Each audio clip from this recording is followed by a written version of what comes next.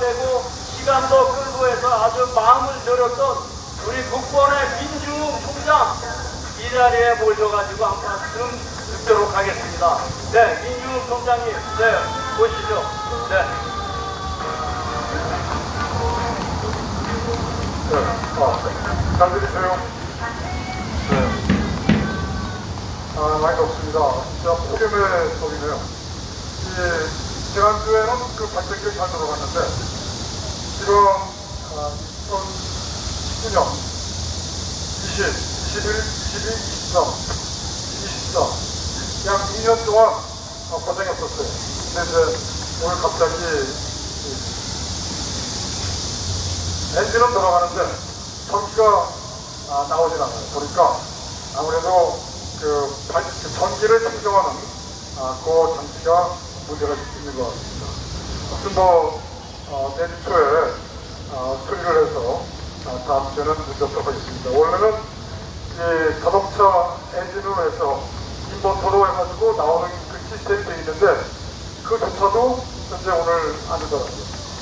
오늘 정창훈 단장께서 오늘 초회가 되셔가지고 감사합니다. 고맙습니다. 자, 혹시 이거 다 보셨죠? 들어가시고도 한번 잘 정독을 한번 해주시기 바랍니다. 그냥 보셔야 됩니다. 지금 대한민국은 바로 이 상황입니다. 근데 이해를 못하는 분들이 너무 많아요. 이해를 못하는 분들이 왜 많냐면요, 그럴 수밖에 없습니다. 국가 간과 애국심을 있습니다. 예를 들어서 반공정신을 있고, 그 다음에 공산당은 때려잡아야 된다 라는 것에서는 다 공감을 합니다. 근데 문제는 뭐냐? 시국관이 있어요. 시국관. 즉 시국관이 국민의힘이 현재 우파 정당이냐 아니냐, 윤석열 정부가 우파 정권이냐 아니냐, 그리고 문재인의 핵심 세력이 윤석열이냐 아니냐, 그리고 이재명과 윤석열과 문재인과 모두 한 통속이냐 아니냐. 사실은 이런 것들을 알려면은 현대사를 알아야 됩니다. 현대사 중에서 특히 이 대한민국의 정당사, 지금 정당을 보면은 김영삼계가 국민의힘, 그리고 김대중계가 더불어공산당 이렇게 되어 있습니다. 그 나머지는 뭐냐? 나머지는 위성정당이에요. 똑같 이런 정당입니다. 자, 그런데 지금 대한민국의 이 헌법을 지락하고 박근혜 대통령을 탄핵을 통해서 체제정독과 그 다음에 헌정 파괴를 한 이 세력들이 누구냐? 그 세력은요, 있는 대로 말씀드리면 북한을 추종하는 남루당 세력들. 남루당이라면은 예전에 해방 전과 해방 이후, 또 대한민국 건국 이후 이 북한을 추종하는 남루당 세력의 그 자제들이 상당히 많습니다. 그 자제들이 현재 대한민국을 장악하고 있습니다. 과연 이 세력들이 현재 국민의힘과 더불어민주당을 다 장악하고 있고, 그리고 이들이 박근혜 대통령을 탄핵한 세력입니다. 박근혜 대통령께서는 돈 1원 한 번 받지 않았고 국정농단도 없었습니다. 근데 윤석열과 한동훈, 박용수, 즉 검찰의 집권 위장 세력들이 박근혜 대통령을 오가는 겁니다. 한동훈이가 이번에 당대표 선거할 때 자기는 박근혜 대통령을 부영하지 않았다, 이런 식의 이야기를 한 것 같습니다. 그런데 원래 공판 검사가, 재판에서는 공판 검사가 부영을 합니다. 그런데 박근혜 대통령만큼은 윤석열이가 바로 3차장 한동훈한테 직접 지시를 합니다. 자네가 가서 직접 구형을 하게. 물론 표현은 약간 자제했습니다.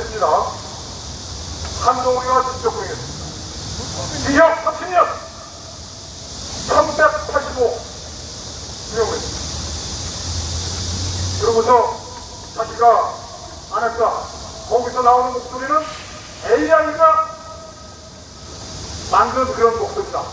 이걸 계속 배포하면은 법정이 조심하겠다. 한동훈, 여러분들 우리가 밝혀와 한동훈 국민의힘 당대표 선출 기업이라는 성명서를 한번 읽어보십시오. 그 내용을 읽어보시면요, 한동훈의 정체를 정확하게 파악할 수 있고 대한민국의 현실을 정확하게 인식할 수가 있습니다. 대한민국은요, 아까 말씀드렸지만 윤석열, 문재인, 한동훈, 이재명, 더불어민주당, 국민의힘, 그리고 검찰, 사법부, 그 다음에 선관위, 언론, 검찰 모두 한 통속 같은 편입니다. 야, 근데 한 통속 같은 편인데 국회에서 왜 이렇게 싸워? 어마어마하게 싸우고 막 피켓 갖다 놓고서 막 하고 말입니다.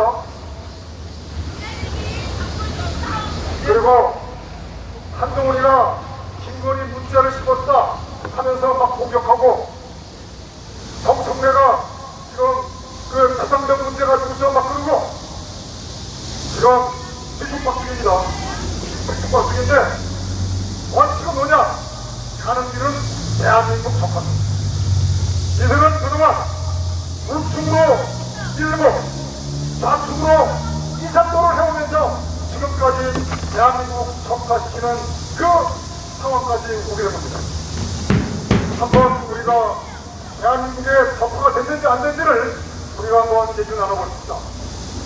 병장 월급 200만원, 이 문제가 대한민국 국군 해체와 국방 해체와 어떠한 함수관계가 있고 어떤 연관관계가 있는지를 우리는 파악해야 됩니다. 1970년부터 지금까지 소비자 물가 상승률에 비한 병장 월급 얼마큼 올라갔는지, 누가 500%로 올렸는지, 거기에는 김대중, 노태우, 김대중, 노무현, 그 다음에 문재인, 그리고 윤석열, 이 5명은요 소비자 물가 상승률과 아예 관계없이 500% 병장 월급을 막 올렸습니다.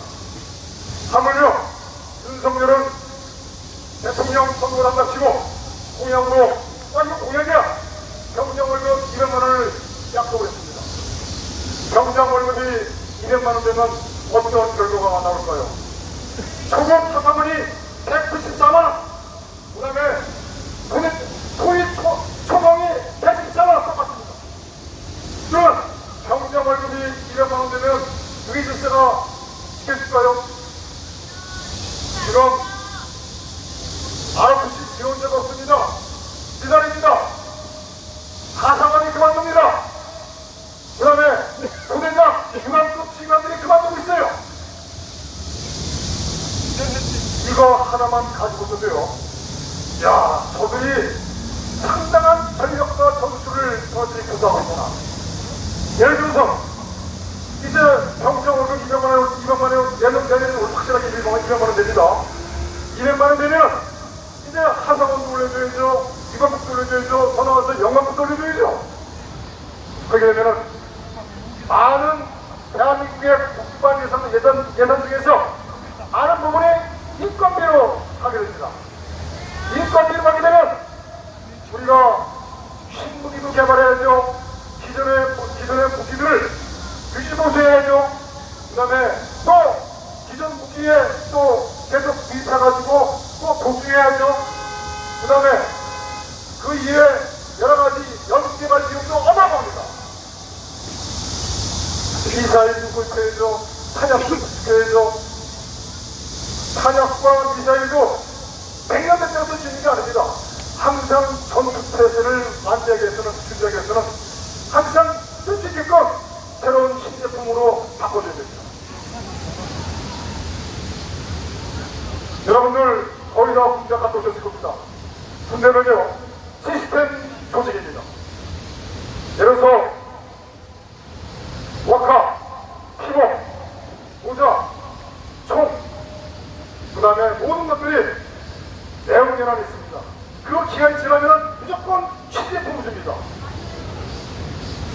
그게 썩었던 쇠거든만의 시제품. 총도요. 총도 닦고 조이고 기름치고, 그리고 타약도 일정 시간 되면은 새로운 폐기시키고 새로운 타약으로 들어옵니다. 왜? 군대라는 것은 딱 한 번 써먹습니다. 한 번 써먹기 위해서. 전쟁이 났을 때 한 번 써먹기 위해서 어마어마한 예산을 들여가지고 군대를 유지하는 겁니다. 그런데 200만 원 월급을 주면서 인건비가 많은 예산이 인건비를 가고, 그 다음에 많은 국방 예산이 또 인건비를 가면서 국군이 스스로 무너지는 겁니다. 더 나가서 윤석열 문재인이가 한국마음을 만든다고 막 발표하고 있죠. 그것도 정확히 말씀드리면 대한민국 국군 해체와 국방 해체라는 전략과 전술이 그 안에 녹아 있습니다.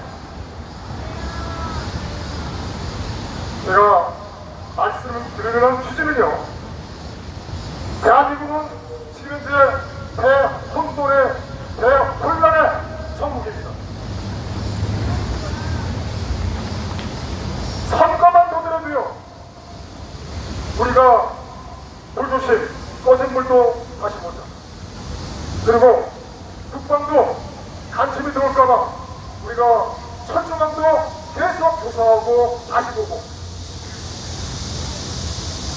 안보와 불조심과 선거는요 똑같아요. 꺼진 불도 다시 봐야 되고, 그 다음에 철조망도 이에 뚫렸는지 다시 봐야 되고, 그 다음에 선거가 부정선거인지 다시 보면서 확인해야 됩니다. 그런데 자유주의 체제의 자정기능에서 가장 중요한 선거, 이 선거가 2002년부터 부정선거였습니다.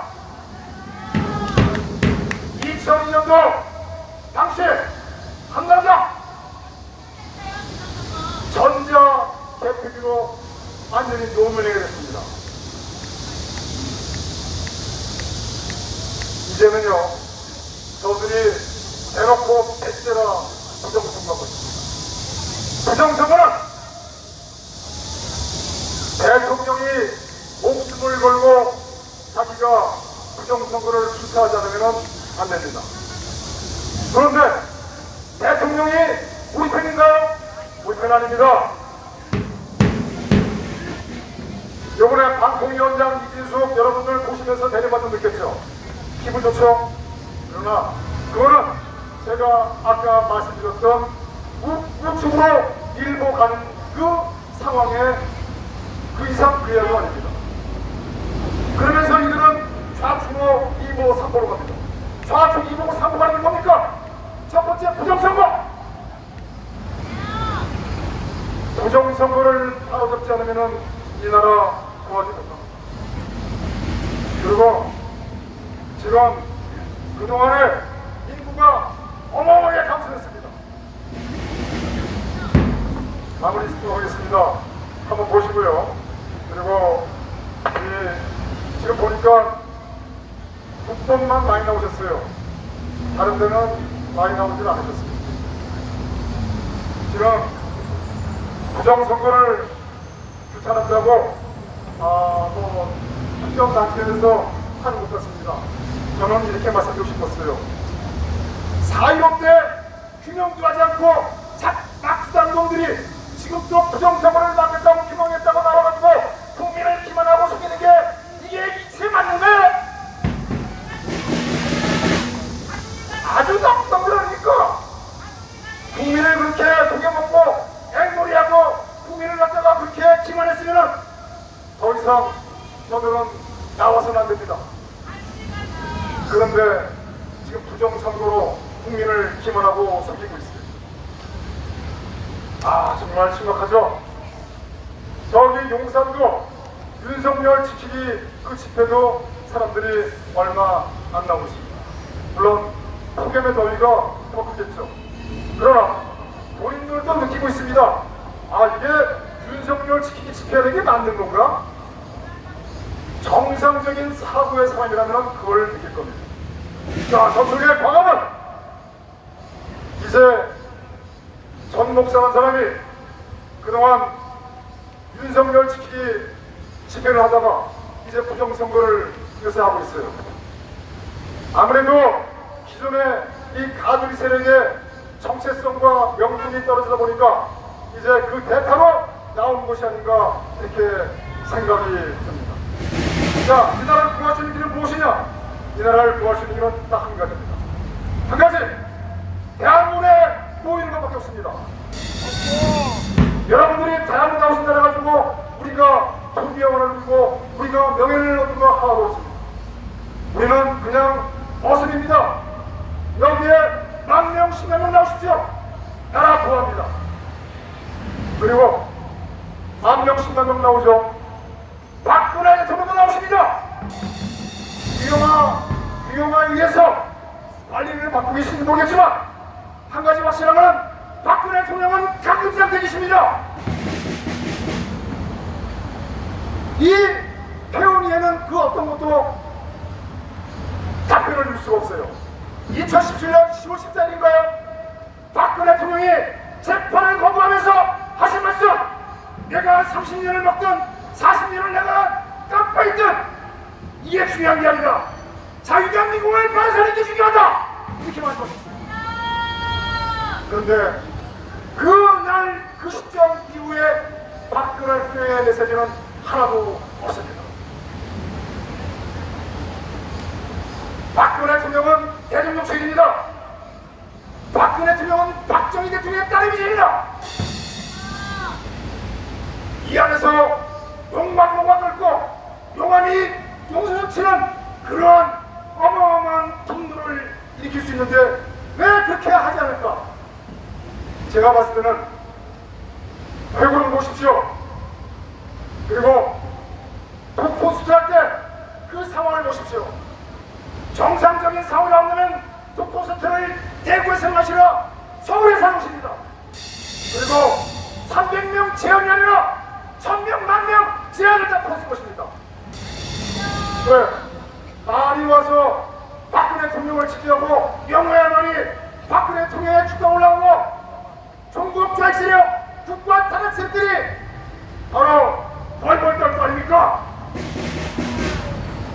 300명으로 제한을 하고 그리고 포스트 하면서 7분도 없고 말이 안 되죠. 다 짜여진 시나리오와 각본에서 움직이고 있습니다.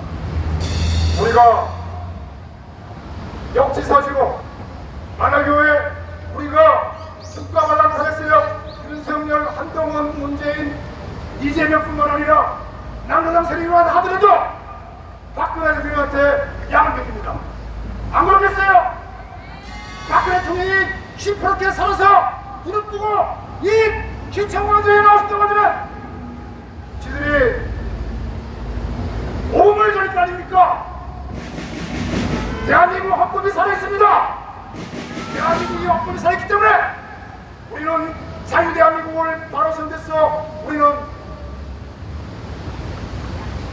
박근혜 대통령의 그 용암이 솟구치는 그런 마음을 갖고 우리는 투쟁을 해야 됩니다. 감사합니다. 고맙습니다. 네. 수고하신 민중훈 사무총장에게 격려의 박수 부탁드리겠습니다. 네. 네.